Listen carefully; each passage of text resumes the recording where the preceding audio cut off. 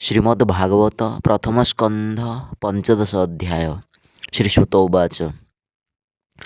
सुत कहन्ति तोषमने शुणि सकल मुनिजने।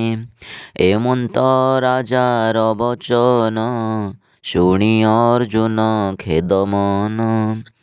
जेते कहिले धर्मसूते शकुन देखि विपरीते। कृष्ण वियोगे खेदमन स्वभावे शोकित वदन। तेज प्रताप दूरे गला जीवन थाउ देहमला। शोके कंपई कलेवर बदनु न स्फुरे उतर। लोचने देई बेनिकर शोक संहरी वीरवर। शोके क्षीण जे कलेवर वाक्य न स्फुरे शोक भर। सखा सदृश नंद बला सारथी पणे रथे थिला। ए आदि जेते कृष्ण गुण सुमरी कांदे पुण पुण।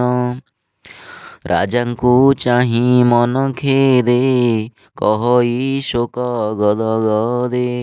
अर्जुन उवाच संदेश शुण नरनाथ कृष्णे मु होइली वंचित। मोर जीवन बंधु हरि तार वियोगे हतशिरी। विषय शरीर मोहर देख प्रत्यक्षे नृपवर। जेतेक प्रताप मोहर देवदानवे अगोचर। तेजसे कृष्ण संगे गला जीवन थाउ देहमला। तार वियोग क्षण मात्रे शोकपूरित निज गात्रे। जेते अप्रिय दर्शन देख कुंठित मो जीवन। मरण काले प्राणी जेह्ने संभ्रमे कुंठित वचने। जाहार पादे आश्रय करी निज गांडीव करे धरी। द्रुपद गृहे राजा मेळे विवाद स्वयंवर काले। जेते मिलिले राजपुत्रे कन्या लभन्ते लोभचिते। कन्या लभिबा काले गोळ जेसने जलधि उच्छोळ। हेले ताहांक तेज हरि लाख बेंधी मु नेली नारी। पशु मारण जार संगे खांडव वने क्रीडा रंगे। सेवन अग्नि मुखे देई लभिली माया सभा मोहि। अमर गण तुले पुणी किंचिते इंद्र तेज जीणी। एमंते मित्र हरि भणी जहि अशेष नृपमणि। तोहर यज्ञ काले मिली तो पादे कले निउछाली। जाहार तुले बेनी भाई छदम विप्र रूप होई। जराकू बाहु बळे जीणी राजांकू बंदी घरु आणी। तोहर यज्ञ स्नान काले द्रौपदी देखी तोर कोळे। स्वभावे नारी शिरोमणि कबरी बेशे जनजीणी। कपट पसा करिवा दे करबे तोते सभा मध्ये। जिणी पांचाली केश धरी विवस्त्र सभा मध्ये करी। भये पांचाली सुमरिला सेबेळे श्रीकृष्ण रखिला। पुणी अज्ञात वनवासे दुर्वासा ऋषिंकु विश्वासे। भोजन अन्ते रक्षा अर्थे अयुते विप्र घेनी साथे। बुंजिवा पाई स्नान करी ताजाणी प्रभु नरहरि। अतिथि रूपे विजे कला शेषे जे शाक अन्न थिला। କର ପ୍ରସାରି ତାହା ଖାଇ ମୁନିଙ୍କ ମନ ମଧ୍ୟ ଥାଇ ସନ୍ତୋଷ କଲା ମନ ମଧ୍ୟ ତକ୍ଷଣେ ବ୍ରାହ୍ମଣ ଆନନ୍ଦେ ସନ୍ତୋଷେ ନିଜ ପୁରେ ଗଲା ସନ୍ତୋଷେ ନିଜ ପୁରେ ଗଲେ ସେ ଦୁଃଖୁ ସେ ରଖିଲେ ଭଲେ ବିସ୍ମାଦି ଥିଲେ ଯେତେ ବୀର ଶୁଣ ରାଜନ ମନ ସ୍ଥିର ଯାହାର ତେଜେ ଧନୁ ଧରି ବଳେ ଜିଣିଲା ଶୂଳଧାରୀ ସନ୍ତୋଷେ ମୋତେ ଉମାକାନ୍ତ ବୋଇଲେ ବର ମାଗ ପାର୍ଥ ପାର୍ବତୀ ବିଶ୍ୱାସେ ମୋହିତ ବରେ ପାଇଲି ପାଶୁପତ ହର ବିଶ୍ୱାସେ ମୋତେ ପୁଣ ପାର୍ବତୀ ଦେଲେ ଅକ୍ଷତୁଣ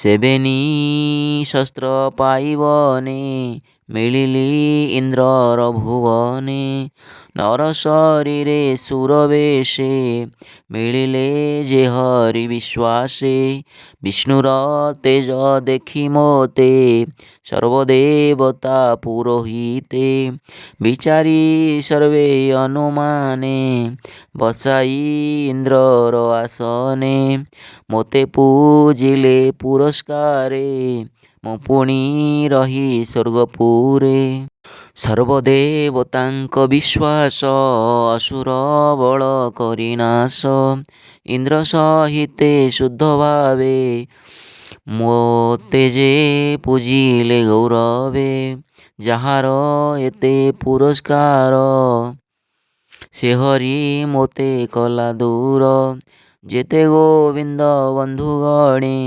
କୁରୁସାଗରେ ଘୋର ରଣେ ତରିଲେ ଦୁସ୍ତର ସାଗର ଦେବଦାନବେ ଅଗୋଚର ସମରେ ରିପୁ ବଳ ଜିଣି ଅନେକ ଧନ ରତ୍ନ ଆଣି ରତ୍ନ ମୁକୁଟ ମଣି ପରେ ଥିଲା ଯେ ରାଜାଙ୍କର ଶିରେ ତାହା ହରିଲି ବାହୁବଳେ ନିର୍ଭୟେ ଅବନି ମଣ୍ଡଳେ ଯେ ହରି ମୋର ରଥେ ବସି ଅଗାଧ କୁରୁ ବଳନାଶୀ ଭୀଷ୍ମ ସବିତା ସୁତ କୃପ ଶଲ୍ୟ ସହିତେ ଯେତେ ନୃପ ତାହାଙ୍କ ମଧ୍ୟେ ରଥ କରି ଅରିର ସୈନ୍ୟ କରେ ମାରି ରିପୁ ଆୟୁଷ ସଙ୍ଗେ ମନ ହରିଲେ ଶ୍ରୀନନ୍ଦନନ୍ଦନ ବିରାଟ ଗୋଧନ ହରଣେ ମହାଦୁସ୍ତର ଘୋର ରଣେ ସେ କୁରୁ ଦୁସ୍ତର ସାଗରେ ଭୀଷ୍ମ ସହିତେ ଯେତେ ବୀରେ ଅମୋଘ ସରବର ସନ୍ତି ଦେବଦାନବେ ନାହିଁ ଭ୍ରାନ୍ତି ଯାର ଚରଣ ଆଶ୍ରେ କରି ତାହାଙ୍କ ବଳ ଦର୍ପ ହରି ଗୋଧନ ନେଲି ନିଜପୁର ସେ ହରି ମୋତେ କଲେ ଦୂର ଯାର ମହିମା ଏ ସଂସାରେ ଭଜନ୍ତି ଭଜିଣ ନିସ୍ତରନ୍ତି ନରେ ସ୍ୱଭାବେ ସେ ଯେ ସତ୍ୟବ୍ରତ ସଂଗ୍ରାମେ ଥିଲା ଭୂମିରତ ଯାହାର ପାଦ ପଦ୍ମ ଚିତ୍ତେ ଜ୍ଞାନୀ ଯେ ଭଜୁଥାନ୍ତେ ନିତ୍ୟେ ମହାରଥୀଙ୍କ ଚିତ୍ତେ ଯାଇ ପ୍ରବେଶ କଲେ ଭାବଗ୍ରାହୀ ନୟନେ ମୋ ରୂପ ଦେଖାନ୍ତେ କେହି ନ ମାରନ୍ତି ସେ କୃଷ୍ଣ ବସି ମୋର ପାଶେ ଶୋଭିତ ଶୁକ୍ଳ ମନ୍ଦହାସେ ଆନନ୍ଦେ କରେ କର ଧରି ବିବିଧ ହାସ୍ୟେ ହାସ କରି हे पार्थ अर्जुन हे सखे कुरुनंदन मन दुखे ताहार गुण कर्म जेते कहती मोहर अग्रते शयन आसन भोजने मुहि जे तांको सन्निधाने संगे बिहरी दास पणे रात्रे करे प्रहारणे से अपराध मोर हरि ନଘେନି ସ୍ନେହ ଚିତ୍ତେ ଭରି। ସଖୀର ସଖୀ ଯେହ୍ନେ ସହେ ପିତା ମାତାଙ୍କୁ ଯେହ୍ନେ ପୋଏ। ନୃପେନ୍ଦ୍ର ଶୁଣ ମୋର ବାଣୀ ମୋତେ ଠକିଲେ ଚକ୍ରପାଣି। ମୋହର ପ୍ରିୟ ସଖା ହରି ନଘେନି ସ୍ନେହ ଚିତ୍ତେ ଭରି। ଦେଖ ମୋହର ବୀରପଣ ମାର୍ଗେ ଗୋବିନ୍ଦ ପତ୍ନୀଗଣ। ଆବୋରି ନ ପାରିଲି ବଳେ ତକ୍ଷଣେ ଉଠିଲେ ଗୋପାଳେ। ସେହି ଗାଣ୍ଡିବ ଧନୁ ମୋର ସେହି ଅକ୍ଷୟ ତୃଣଭାର। ସେହି ବିମାନ ଅଶ୍ଵ ଦେଖ କ୍ଷଣକେ ହୋଇଲି ନିରେଖ। ଯାହାର ତେଜେ ନୃପଗଣେ ନମନ୍ତି ମୋହର ଚରଣେ। ତାର ବିୟୋଗେ ତନୁ କ୍ଷୀଣ ଦିଗ ଦିଶନ୍ତି ମୋତେ ଶୂନ୍ୟ। ସେ ପ୍ରାଣନାଥର ବିୟୋଗେ ଭସ୍ମ ଯେ ଶନେ ହବିର୍ଭାଗେ। କୁହୁକ ସୁଦୃଷ୍ଟିରୁ ପାତ୍ରେ ପ୍ରତ୍ୟକ୍ଷ ନୁହିଁ ନିଜ ନେତ୍ରେ। ଶୁଣ ହେ ନୃପ ଶୁଦ୍ଧ ଚେତା ବନ୍ଧୁ ବାନ୍ଧବଙ୍କର ବାର୍ତ୍ତା। ଅପରେ ଯେତେ ଯଦୁକୂଳେ ନିଶ୍ଚିନ୍ତେ ଥିଲେ କୁଶସ୍ଥଳେ। ବ୍ରାହ୍ମଣ ଶାପେ ଅବଧାନେ ମିଳିଲେ ଏରକାର ବନେ। ବାରୁଣୀ ମଧ୍ୟ କଲେ ପାନ ଭୋଳେ ହୋଇଲେ ହତଜ୍ଞାନ। ଏରକା ମୁଷ୍ଟି କରେ ଧରି ଏକୁଆରେକ ମରାମରି। ଆତ୍ମାଙ୍କୁ ନ ଜାଣନ୍ତି ଭୋଳେ ମିଳିଲେ ବ୍ରହ୍ମ ଶାପ ଫଳେ। ଏଣେ ଯାଦବ ବଳନାଶ ରହିଲେ ସାତ ପାଞ୍ଚ ଶେଷ। ଈଶ୍ୱର କ୍ରୀଡ଼ା ଏ ଜଗତେ ପ୍ରାଣୀ ଯେ ଈଶ୍ୱର ଆୟତେ। ମାରନ୍ତି ଏକୁଆର ବଳେ ଜଳ ଜନ୍ତୁଙ୍କୁ ଯେହ୍ନେ ଜଳେ। ନିର୍ବଳ ଜନ୍ତୁଙ୍କୁ ଗିଳନ୍ତି ନିଜ ମରଣ ନ ଜାଣନ୍ତି। ଦୁର୍ଜନ ପ୍ରାଣୀ ଏ ସକଳେ ଦର୍ପ ହରନ୍ତି ତାର ହେଳେ। ଏହି ପ୍ରକାରେ ଯଦୁବଳେ କଳି ଭିଆଇଥିଲେ ହେଳେ। ଯଦୁଙ୍କୁ ଯଦୁ ବଳେ ମାରି ଭୂମିରୁ ଭରା ଅପସରି। ଗୋବିନ୍ଦ କଲେ କର୍ମ ଯେତେ ଲୀଳା ବିହରି ଏ ଜଗତେ। ସେ ଦେଶ କାଳ ଅର୍ଥ ଯୁକ୍ତେ ଅପହରନ୍ତି ଜନହିତେ। ସେ କାଳ ପଶି ମୋର ଚିତ୍ତେ ପ୍ରାଣ ଦହଇ ଅବିରତେ। ଶ୍ରୀସୁତ ଉବାଚ ଏମନ୍ତେ ପାଣ୍ଡବ ଅର୍ଜୁନ କୃଷ୍ଣ ଚରଣେ ଦେଇ ମନ। ସୁହୃଦ ଭାବେ ଗାଢ଼େ ଚିନ୍ତି ଲଭିଲା ସୁନିର୍ମଳ ଭକ୍ତି। କୃଷ୍ଣ ଚରଣେ ଅନୁଧ୍ୟାନେ ଚିତ୍ତ ନିର୍ମଳ ଶାନ୍ତି ଜ୍ଞାନେ। ଥିଲା ଯେ ଅଶେଷ କଳ୍ମଷ ଭକ୍ତି ଭାବରେ ଗଲା ନାଶ। ନିର୍ମଳ ବୁଦ୍ଧି ପ୍ରକାଶିଲା ଗୋବିନ୍ଦ ବାକ୍ୟ ସୁମରିଲା। ସଂଗ୍ରାମ ମଧ୍ୟେ ରଥେ ଥାଇ ସେ ଗୀତା କୃଷ୍ଣ ଗୁଣ ଗାଇ। ତାହା ସୁମରି ଶୁଦ୍ଧ ମନେ ଶୋକ ଛାଡ଼ିଲା କୃଷ୍ଣ ଧ୍ୟାନେ। ପ୍ରାକୃତ ଗୁଣେ ଗୁଣଲିଙ୍ଗ ଅସଙ୍ଗ ସଙ୍ଗ ହେତୁ ଭଙ୍ଗ।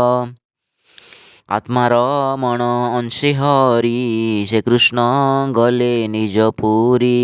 ଅର୍ଜୁନ ମୁଖୁ ବାକ୍ୟ ଶୁଣି ନିର୍ବେଦ ନୃପ ଚୂଡ଼ାମଣି। କୁନ୍ତି ଯେ ନିଜ ପୁରେ ଥିଲେ ଗୋବିନ୍ଦ ବିୟୋଗ ଶୁଣିଲେ।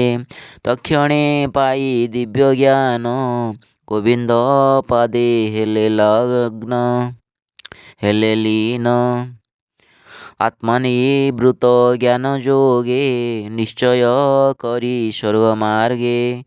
ଜାଗେ ଗୋବିନ୍ଦ ମହି ତେଜି ସ୍ୱଭାବେ ନିତ୍ୟ ଧର୍ମେ ମଜ୍ଜି। ତାର ମହିମା ନରଲୋକେ ସାଧିବେ ଏକ କୁଆରେକେ। କହି ଚଳନ୍ତି ଭଗବାନ କଳିଆଗମ ସେହି ଦିନ। ମିଳିଲା ନର ଲୋକେ ଆସି ତକ୍ଷଣେ ଗ୍ରାମେ ଗ୍ରାମେ ପଶି। ସକଳ ପୁରେ ପ୍ରାଣୀ ଚିତ୍ତେ ଲୋଭ ବଢ଼ଇ ଦମ୍ଭ ମତେ। ପ୍ରାଣୀ ନାଶନେ ଧର୍ମ ନାଶେ ପ୍ରାଣିଏ କଳିର ବିଶ୍ୱାସେ। ନିଷ୍ଠୁର ଚିତ୍ତ ସର୍ବଜନ ତା ଦେଖି ଧର୍ମର ନନ୍ଦନ। ସ୍ୱର୍ଗଗମନ ମନେ ଗୁଣି ତକ୍ଷଣେ ପରୀକ୍ଷିତେ ଆଣି। ଉତ୍ତମ ରାଜ ଚିହ୍ନ ଦେଖି ସକଳ ଗୁଣେ ଉପଲକ୍ଷୀ। ଆତ୍ମାରେ ତୁଲ୍ୟ କରି ମଣି ଅନେକ ତୀର୍ଥ ଜଳ ଆଣି। ହସ୍ତିନାପୁର ଅଭିଷେକେ ସ୍ଥାପିଲେ ନୃପ ନରଲୋକେ। ଯାଦବ ବଂଶେ ଶେଷେ ଥିଲା ଦୁର୍ଜୟ ଅନିରୁଦ୍ଧ ବଳା। ମଥୁରାପୁର ଧର୍ମ ବାଟେ ସ୍ଥାପିଲେ ଶୂରସେନ ପାଟେ। ସକଳ ଭୋଗ ଦୂର କରି ଶରୀର ବଧ ଅପହରି। ଆତ୍ମାରେ ଆତ୍ମା ଅଗ୍ନି ଜାଳି ସର୍ବବିଷୟେ ଘୃତ ଢାଳି। ଜ୍ଞାନ ଗୋଚରେ ଅଗ୍ନିପାନ ତକ୍ଷଣେ ଧର୍ମର ନନ୍ଦନ। ସର୍ବସମ୍ପଦ ଦୂର କରି ନିର୍ମଳ ଚିତ୍ତ ଧ୍ୟାନେ ଧରି। ଅଶେଷ କର୍ମ ପାଶ ଛେଦି ତୋଷେ ଶରୀର ରନ୍ଧ୍ର ରୁଧି। ମନ ବଚନ ଲୀନ କରି ବାୟୁ ଧାରଣେ ପୁଣି ଧରି। ଅଜ୍ଞାନ ଉତ୍ସର୍ଗ ସହିତେ କୁଣ୍ଠିତ ମାର୍ଗେ ଅନ୍ତର୍ଗତେ। ପୁଣ୍ୟ ଦେହ ପଞ୍ଚପ୍ରାଣ ଜୀବର ଯେତେ ପରିତ୍ରାଣ। ସକଳ ଗୁଣେ ଗୁଣ ଧରି ଆତ୍ମାରେ ଆତ୍ମା ହୋମ କରି। ବ୍ରହ୍ମ ନିର୍ବାଣେ ଥୋଇ ଚିତ୍ତ ଉତ୍ତମ ପଥେ ଉପଗତ। ସୁସ୍ଥିର ମନ ନିରାହାରି ମୌନ ମୁକ୍ତ କେଶ ଧରି। ଜଡ଼ ଉନ୍ମତ୍ତ ମତ୍ତ ପ୍ରାୟେ କେହି ଦେଖଇ ନିଜ କାୟେ। ଜନବଦନ କୁ ନ ଚାହିଁ ଅନ୍ଧ ବଧିର ପ୍ରାୟ ହୋଇ। ହୃଦେ ନିବେଶି ବେନି ପାଣି ଉତ୍ତର ଦିଗେ ନୃପମଣି। ପୂର୍ବେ ଅଶେଷ ମୁନି ଯାନ୍ତେ ମୋକ୍ଷ ହୋଇଲେ ଯେଉଁ ପଥେ। ପରମ ବ୍ରହ୍ମ ଚିନ୍ତା କରି ପ୍ରସ୍ଥାନ ସ୍ୱର୍ଗ ପଥ ହେରି। ପଥେ ଚଳନ୍ତି ଚାରି ଭାଇ ରାଜାର ଅନୁରୂପ ହୋଇ। ପ୍ରଜାଙ୍କୁ କରି ଆଲିଙ୍ଗନ ହରଷ କରି ସର୍ବଜନ। ସେ ସାଧୁ ଶାନ୍ତ ସତ୍ୟ ଗୁଣୀ ଆତ୍ମାର ଅନ୍ତର୍ଗତେ ଜାଣି। ମନ ନିବେଶି କୃଷ୍ଣ ପାଦେ କୃଷ୍ଣର ଭକ୍ତି ଅପ୍ରମାଦେ। ନିର୍ମଳ ଚିତ୍ତ ତାହାଙ୍କର ଗୋବିନ୍ଦ ପାଦେ କରି ସାର। କୃଷ୍ଣ ଚରଣେ ଚିତ୍ତ ଦେଲେ ପରମ ଗତି ସେ ଲଭିଲେ। ବିଦୁର ଥିଲେ ବନବାସେ ପ୍ରଭାସ ତୀର୍ଥେ ମୋକ୍ଷ ଆସେ। ଗୋବିନ୍ଦ ଚରଣେ ନିଶ୍ଚଳେ ପ୍ରାଣ ଛାଡ଼ିଲେ ଯୋଗ ବଳେ। ପିତୃଗଣଙ୍କ ମଧ୍ୟେ ମିଶି ନକ୍ଷତ୍ର ମଧ୍ୟେ ଯେହ୍ନେ ଶଶି। ନିଜ ଭୁବନେ ବିଜେ କଲେ ବ୍ରାହ୍ମଣ ସାପୁ ନିସ୍ତରିଲେ। ତକ୍ଷଣେ ଦ୍ରୁପଦ କୁମାରୀ ଭରତାର ପଥ ଅନୁସରି।